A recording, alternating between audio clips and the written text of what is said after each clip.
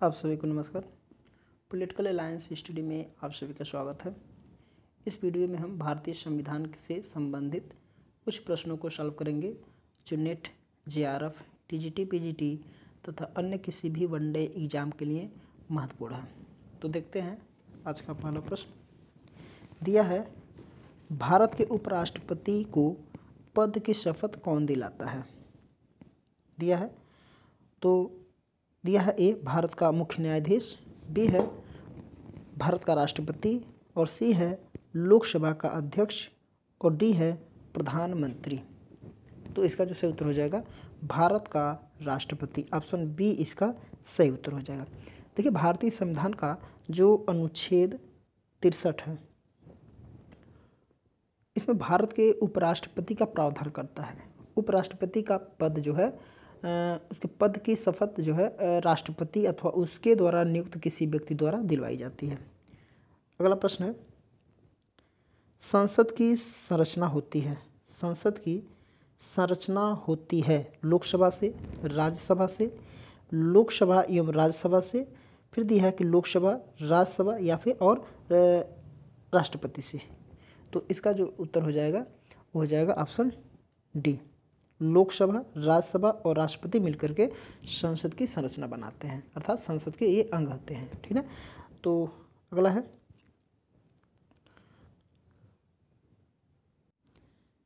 दिया त्रिशंकु संसद का तात्पर्य है। त्रिशंकु संसद का तात्पर्य है, दिया है संसद में 2 दलों का बहुमत, फिर दिया संसद में 1 दल का बहुमत, फिर दिया संसद में 3 दलों का बहुमत और संसद में किसी दल का बहुमत नहीं। तो इसका जो सही उत्तर हो जाएगा वो हो जाएगा ऑप्शन डी, ऑप्शन डी, संसद में किसी दल का बहुमत नहीं।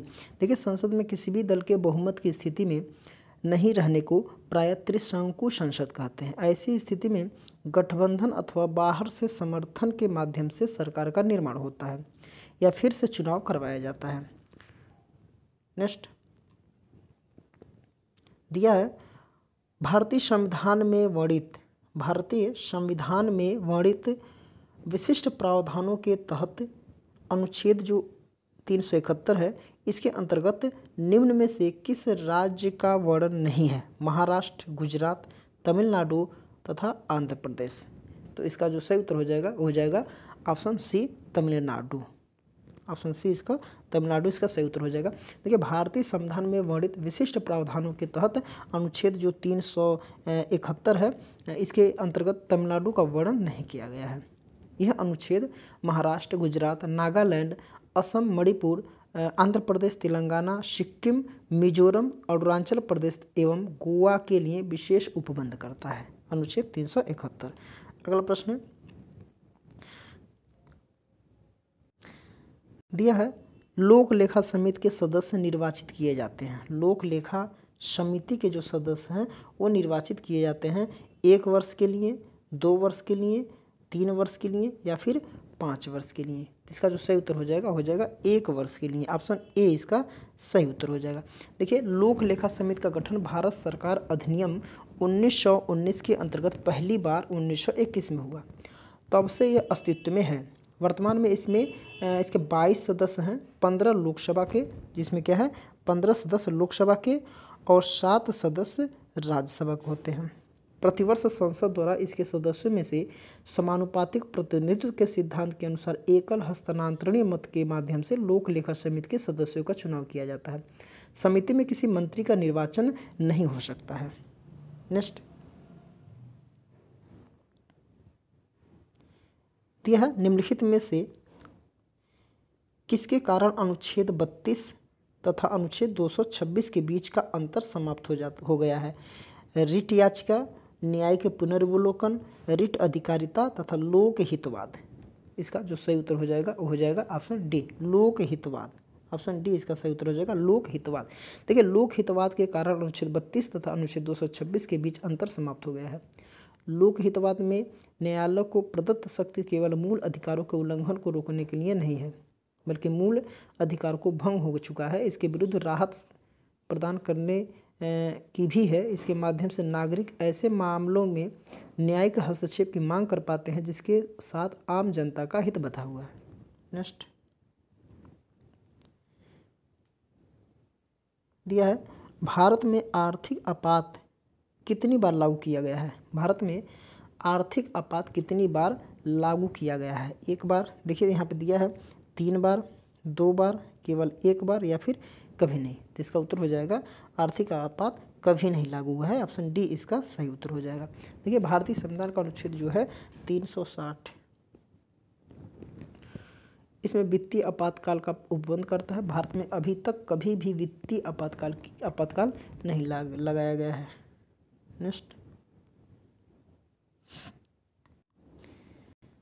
निम्न में से कौन से एक सदन की अध्यक्षता उस व्यक्ति के द्वारा की जाती है जो उस सदन का सदस्य नहीं होता है?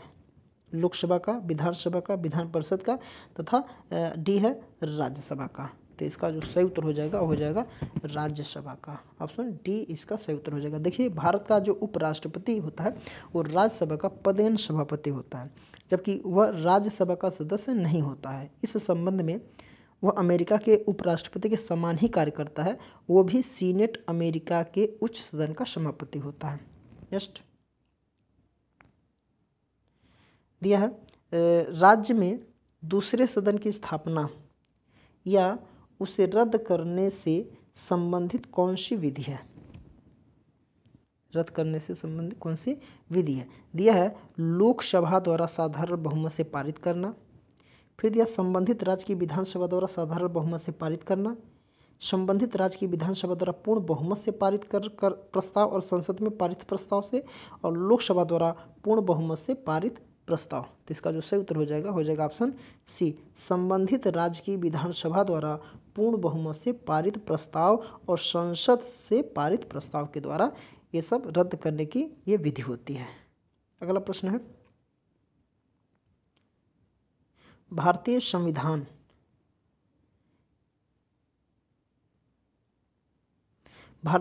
के अनुसार निम्न में से किन विषयों पर संवैधानिक संशोधन के लिए कम से कम आधे राज्यों के विधानमंडल द्वारा संपुष्टि आवश्यक है? दिया है पहला, संविधान में संघीय प्रावधान, सर्वोच्च न्यायालय के अधिकार, संविधान संशोधन की प्रक्रिया, या नए राज्यों का निर्माण अथवा राज्यों की सीमाओं तथा नामों में परिवर्तन। तो इसका जो सही उत्तर हो जाएगा वो हो जाएगा, देखिए दिया है इसमें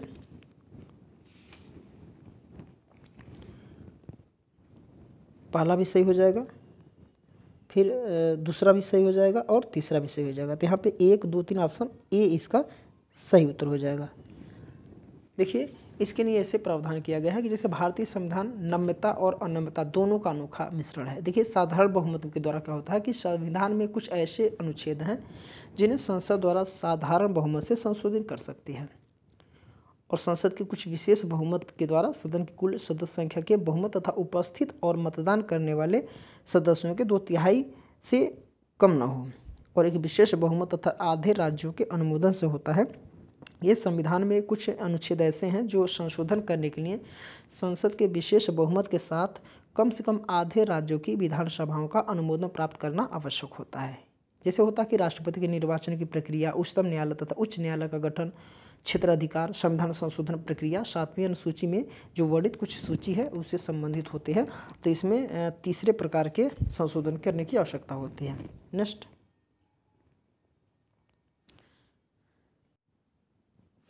दिया है, न्यायालय द्वारा अपराधी घोषित किए गए व्यक्ति को चुनाव लड़ने के लिए अयोग्य करार देने का निर्णय किया गया। किस संस्था द्वारा यह निर्णय लिया गया है? भारत सरकार द्वारा, सर्वोच्च न्यायालय द्वारा, निर्वाचन आयोग द्वारा या संसद द्वारा? तो इसका जो सही उत्तर हो जाएगा वो हो जाएगा ऑप्शन डी, संसद द्वारा। ऑप्शन डी इसका संसद द्वारा सही उत्तर हो जाएगा। देखिए न्यायालय द्वारा अपराधी घोषित किए गए व्यक्ति को चुनाव लड़ने के लिए अयोग्य करार देने का निर्णय संसद द्वारा किया गया है। संसद द्वारा बनाए गए जन प्रतिनिधित्व अधिनियम जो 1951 में बना था, इसकी धारा 8(3) के अनुसार यदि किसी व्यक्ति को न्यायालय द्वारा अपराधी घोषित करार देते हुए 2 वर्ष या अधिक सजा सुनाई गई है तो वह सजा के दौरान तथा उसके पश्चात अगले 6 वर्षों की अवधि के लिए चुनाव लड़ने के लिए अयोग्य होगा। अगला है, दिया लोकसभा लोकसभा अध्यक्ष, लोकसभा अध्यक्ष जिसे हम स्पीकर कहते हैं, इसके पद के विषय में कुछ कथन दिए गए हैं, उसमें से कौन सा कथन सही है? दिया है वह राष्ट्रपति के प्रसाद पर्यंत पद धारण करता है। फिर दिया है यह आवश्यक नहीं है कि अपने निर्वाचन के समय वह सदन का सदस्य हो, परंतु उसे अपने निर्वाचन के बाद 6 माह के भीतर सदन का सदस्य हो जाना पड़ेगा। फिर है यदि सामान्य अवधि के पूर्व सदन को भंग कर दिया गया जाए तो उसे अपना पद छोड़ना पड़ेगा। फिर है कि यदि वह त्यागपत्र देना चाहे तो उसे अपना त्यागपत्र उपाध्यक्ष को संबोधित करेगा। तो इसका जो सही उत्तर हो जाएगा ऑप्शन डी। यदि वह त्यागपत्र देना चाहे तो उसे अपना त्यागपत्र उपाध्यक्ष को संबोधित करना होगा। देखिए, लोकसभा का अध्यक्ष को लोकसभा के सदस्यों द्वारा अपने बीच से ही किसी सदस्य में से चुना जाता है। साथ ही लोकसभा के सदस्य ही प्रस्ताव पारित कर उसे पद से हटा सकते हैं। अनुच्छेद जो 94 है, अनुच्छेद जो 94 ख के तहत जब वह त्यागपत्र देता है तो उसे अपने त्यागपत्र को लोकसभा के उपाध्यक्ष को सौंपना होगा। लोकसभा के अध्यक्ष को लोकसभा के सभी सदस्यों के बहुमत से पारित संकल्प द्वारा हटाया जा सकता है। नेक्स्ट है, दिया है निम्नलिखित में से किस आयोग में उच्चतर न्यायालयों के न्यायाधीशों की नियुक्ति में कार्यपालिका, विधायिका एवं मुख्य न्यायाधीश की भागीदारी की अनुशंसा की गई है? दिया है ए संविधान के कार्यान्वयन के पुनरीक्षण का राष्ट्रीय आयोग। फिर दिया कि राष्ट्रीय न्यायिक आयोग, फिर द्वितीय प्रशासनिक सुधार आयोग, और लास्ट दिया है विधि आयोग का प्रतिवेदन। तो इसका उत्तर हो जाएगा ऑप्शन बी, राष्ट्रीय न्यायिक आयोग। देखिए, राष्ट्रीय न्यायिक आयोग में उच्चतर न्यायालयों के न्यायाधीशों की नियुक्ति में कार्यपालिका, विधायिका एवं मुख्य न्यायाधीश की भागीदारी की अनुशंसा की गई है। संविधान के जो अनुच्छेद 124 है, इसमें सर्वोच्च न्यायालय के मुख्य न्यायाधीश व अन्य न्यायाधीशों की नियुक्ति का प्रावधान किया गया है। इसके तहत राष्ट्रपति सर्वोच्च न्यायालय और राज्यों के उच्चतम न्यायालयों के कुछ न्यायाधीशों के परामर्श करके पश्चात सर्वोच्च न्यायालय के न्यायाधीशों की नियुक्ति करेगा। तो इस प्रकार इसका ऑप्शन बी इसका सही उत्तर हो जाएगा। नेक्स्ट,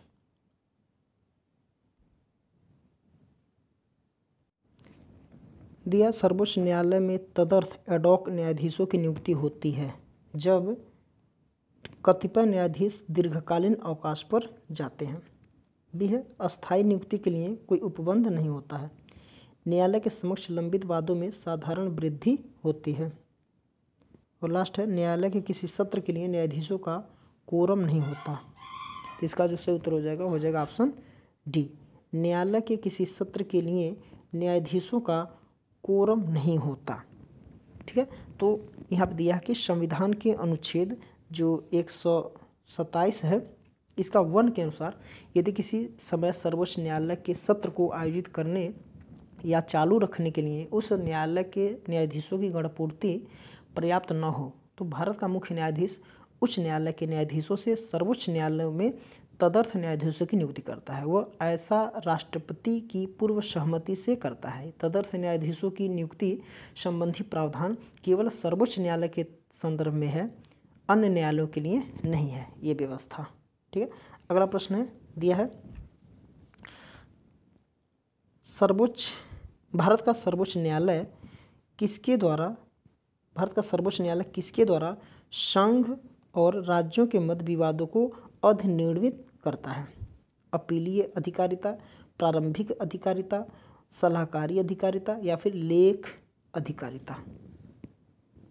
तो इसका जो सही उत्तर हो जाएगा ऑप्शन बी, प्रारंभिक अधिकारिता।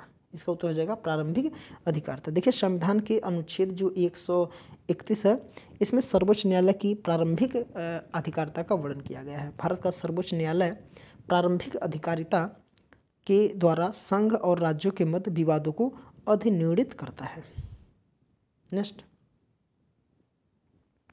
दिया है निम्न में से कौन सा राष्ट्रीय मानव अधिकार आयोग का नोडल मंत्रालय है? देखिए, राष्ट्रीय मानव अधिकार आयोग का नोडल मंत्रालय है, कौन मंत्रालय है? तो दिया है कि मानव संसाधन विकास मंत्रालय, सामाजिक न्याय एवं अधिकारिता मंत्रालय, गृह मंत्रालय, और लास्ट दिया है कार्मिक लोक शिकायत एवं पेंशन मंत्रालय। तो इसका जो सही उत्तर हो जाएगा गृह मंत्रालय। ऑप्शन सी इसका सही उत्तर हो जाएगा। नेक्स्ट,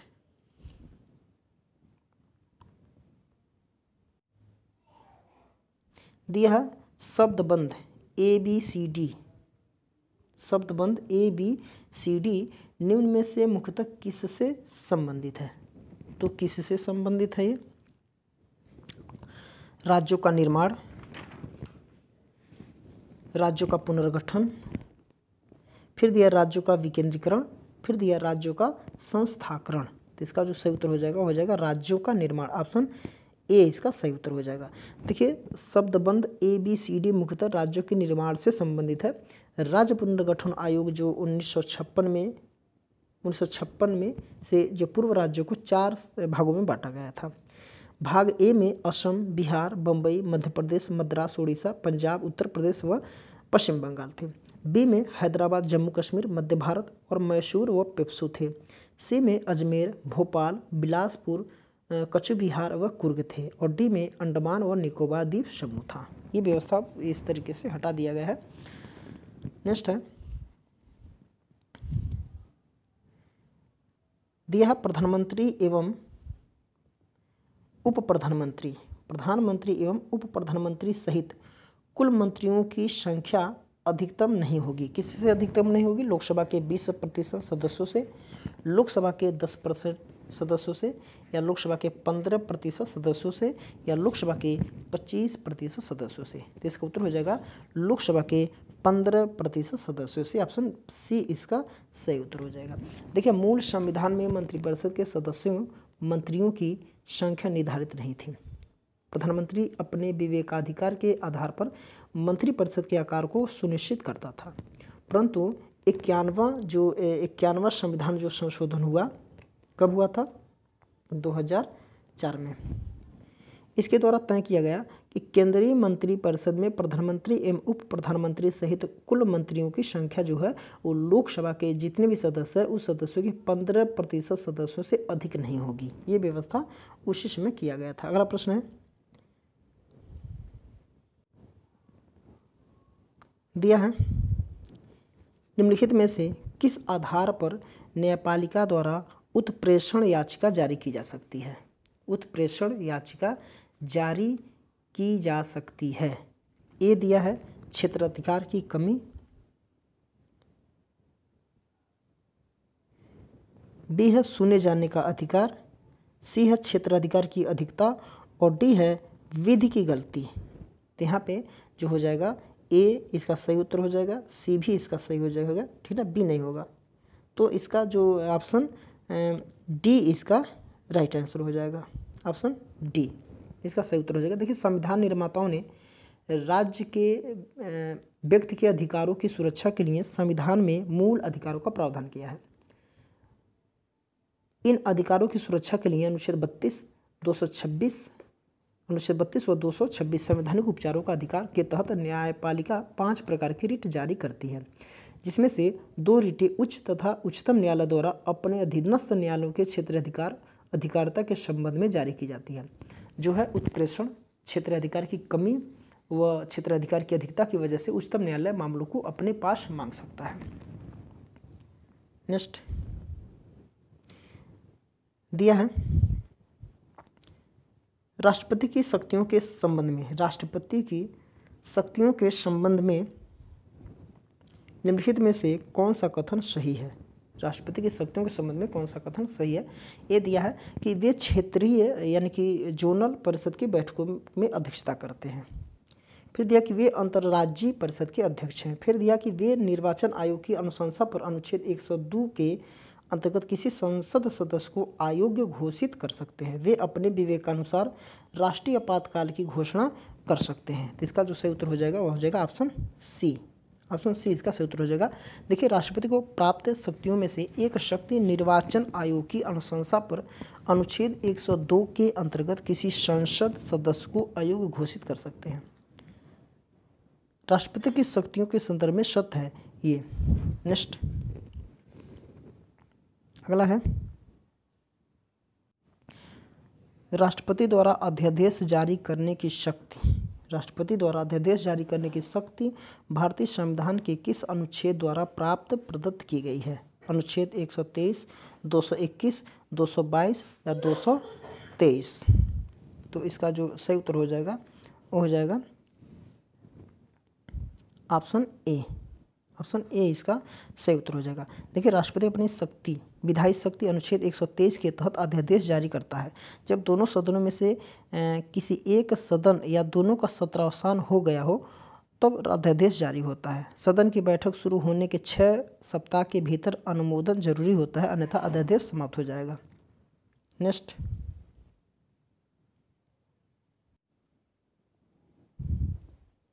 दिया है राज्यों के गठन को काल क्रमानुसार व्यवस्थित करें। सिक्किम दिया है, गोवा, गुजरात और तेलंगाना। ठीक है, तो देखिए जो गुजरात है वो 1 मई 1907 1 मई 1907 का गठन हुआ था। और जो सिक्किम है, देखिए सिक्किम का गठन जो हुआ था ये 16 मई 1975 को। और गोवा का गठन 1987 को हुआ था, 30 मई 1987। और तेलंगाना जो हुआ था ये सबसे लास्ट में हुआ था 2014 में। तो इसके हिसाब से जो हमारा ऑप्शन आ रहा है वो ऑप्शन डी इसका सही उत्तर हो जाएगा। नेक्स्ट, दिया है भारत में सबसे अच्छा और अंतिम न्यायिक अदालत कौन सी है। भारत में सबसे अच्छा और अंतिम न्यायिक अदालत कौन सी है। दिया है उच्चतम न्यायालय, उच्च न्यायालय, मार्शल कोर्ट और सत्र अदालत। तो इसका जो सही उत्तर हो जाएगा ऑप्शन ए, उच्चतम न्यायालय। भारत का उच्चतम न्यायालय या सर्वोच्च न्यायालय या सुप्रीम कोर्ट भारत का शीर्ष न्यायिक प्राधिकरण है। यह भारत का अंतिम न्यायिक अदालत है। इसे भारतीय संविधान का संरक्षक भी माना जाता है। भारतीय संविधान का जो अनुच्छेद 124 है से लेकर के 147 तक में वर्णित नियम उच्चतम न्यायालय की संरचना और अधिकार क्षेत्रों की नींव है। नेक्स्ट, दिया है लोकसभा का कार्यकाल है। लोकसभा का कार्यकाल है 6 वर्ष, 6 साल, 4 साल, 3 साल या फिर 5 साल। तो ये सबको पता है लोकसभा कार्यकाल कितना है, 5 साल निर्धारित किया गया है। लोकसभा भारतीय संसद का निचला सदन है। भारतीय संसद का ऊपरी सदन राज्यसभा है।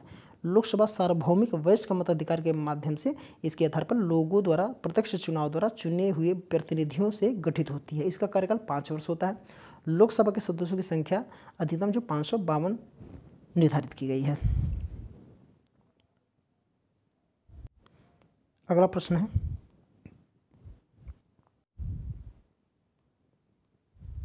लास्ट प्रश्न है ये सेट का। दिया है कि भारत में मंत्रिमंडल का नेता निम्नलिखित में से कौन है। भारत में मंत्रिमंडल का जो नेता है वो कौन है। तो दिया है राष्ट्रपति, उपराष्ट्रपति, प्रधानमंत्री या फिर स्पीकर। तो इसका जो सही उत्तर हो जाएगा ऑप्शन सी, प्रधानमंत्री। देखिए, केंद्रीय मंत्रिमंडल भारत गणराज्य में कार्यकारी अधिकार का प्रयोग करता है। इसमें वरिष्ठ मंत्री, कैबिनेट मंत्री सम्मिलित होते हैं जिसका नेतृत्व प्रधानमंत्री करते हैं। केंद्रीय मंत्रिमंडल नामक एक छोटी कार्यकारी निकाय भारत में सर्वोच्च निर्णय लेने की संस्था है। केवल प्रधानमंत्री और कैबिनेट मंत्री ही कैबिनेट के सदस्य होते हैं। ठीक है, तो आज के लिए इतना ही। इसके आगे के प्रश्नों को हम लोग अगले वीडियो में देखेंगे। तो इस वीडियो को आप लोग लाइक कर दीजिएगा और शेयर भी कर दीजिएगा अपने मित्रों के पास।